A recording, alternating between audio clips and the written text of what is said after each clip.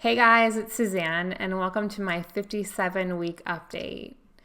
So I am finally feeling better. Thank you guys so much for all of your kind words and encouragement and just sweet messages. It really meant a lot to me.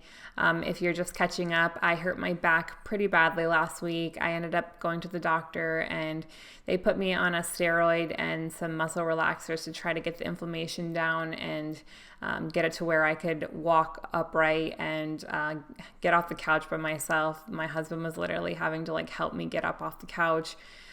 So the entire pretty much last week I spent heating and icing my back, pretty much laying down. My husband worked from home a couple days to try to help me out with our little one, just so that I could just rest. It's really hard to do that when you have an almost 3-year-old running around, but I knew that I had to rest and let it kind of settle down a little bit because I heard it really bad. I was really concerned about if I was going to be facing surgery. It was in a lot of pain and really uncomfortable.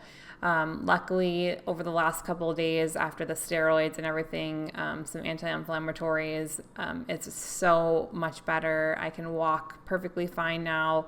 I still feel a little bit puffy and I still have some pain in my back, but it's so much better, and I think it's just going to continue getting better. And again, I think that it's so awesome to be able to see that my body is able to bounce back so much quicker than it would have been able to 100 pounds ago. So I'm definitely very happy about that. That's a huge non-scale victory for this week, and feeling so much better. So thank you guys so much. So let's go ahead and get to my 57-week weigh-in. Hey guys, and welcome to my 57-week weigh-in.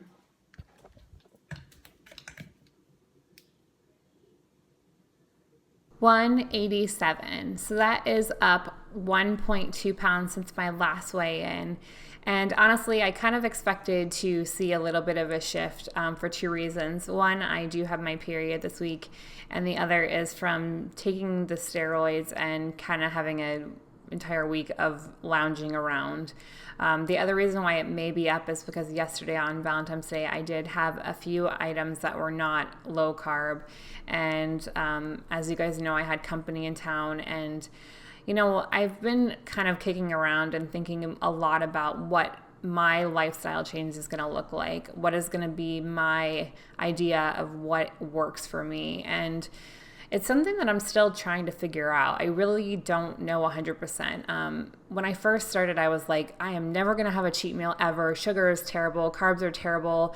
I'm never going to stray from it. I have to, put in the hard work and that's it. And, if it's all or nothing. And I kind of feel like anything else, when you first start something, you're kind of all gung-ho and you give it everything you got, and then eventually you kind of settle into a place where hopefully it's a lasting lifestyle change, and you make little modifications that work within your lifestyle. And I definitely don't want to get to the place where I'm making excuses and I'm not keeping things in check. I'm always going to be aware of the choices that I'm making, and I don't want to be punishing myself or feeling like, oh gosh, I can't believe that I ever had something that wasn't low carb. I can't believe I had something that was sugar. I feel like if 95% of the time I can stay on track, and 5% of the time if I'm traveling or have company in town and I want to experience something or have something, I think that's okay for me. Now, it may not be for other people, and it may be something that I change eventually. I have no idea. I'm just kind of a work in progress, and I'm trying to figure out, where is this sweet spot for me? What is realistic? Is it realistic? When I started, I said, never. I will never have a cheat meal. Is that realistic? I don't know.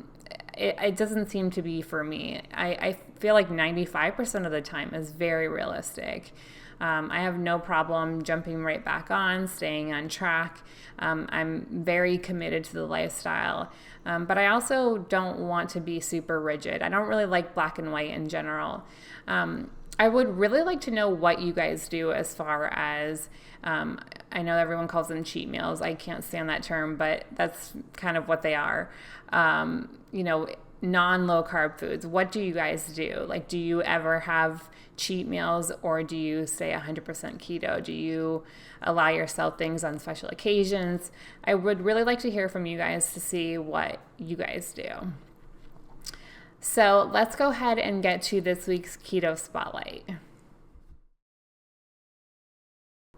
This week's Keto Spotlight is on Sammy, and Sammy's story really caught my eye because we have so much in common. We actually have very similar starting points, and she's also a mom. She has two beautiful girls, Maddie and Joni, and she has completely changed her life around with low carbs. So let me tell you her stats. She's 43 years old and 5'8". She started low carb, high fat April 2014 and then switched to keto August 2015. Her starting weight was 297 pounds. She currently weighs 209 pounds, which is a total weight loss of 88 pounds. So thumbs up to Sammy for losing 88 pounds and counting. So I asked Sammy what her favorite foods are on keto, and her favorites are eggs, bacon, mushroom, and tomatoes, slow roasted pork belly, and chicken liver peri-peri with cauli mash, which I haven't heard of, but it looks amazing, so I'm definitely going to look that one up. I asked Sammy what her advice would be to someone who is new or starting keto, and she said, "In my experience on keto, weight loss is not a linear thing, so don't expect to lose the same amount of weight each week. Be consistent and put one foot in front of the other. It will work."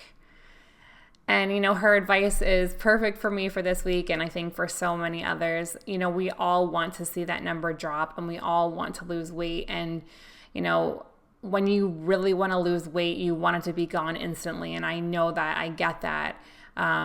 But there will be ups and downs, and that's okay. And you have to keep going, and you have to really know in your heart that the scale is not going to be the best judge of your success. It's actually a terrible one, because there's so many different things that can cause fluctuations. And, I understand why people want to see the scale go down, because I do too. I mean, I'm guilty.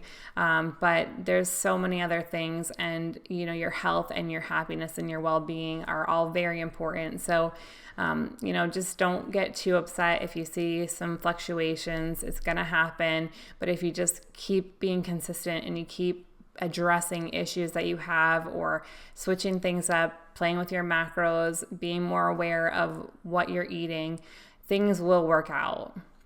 I will have Sammy's Instagram link below so you can follow her. She posts a lot of awesome recipes and food ideas, and she's just in general a very sweet and positive person. So definitely be sure to give her a follow.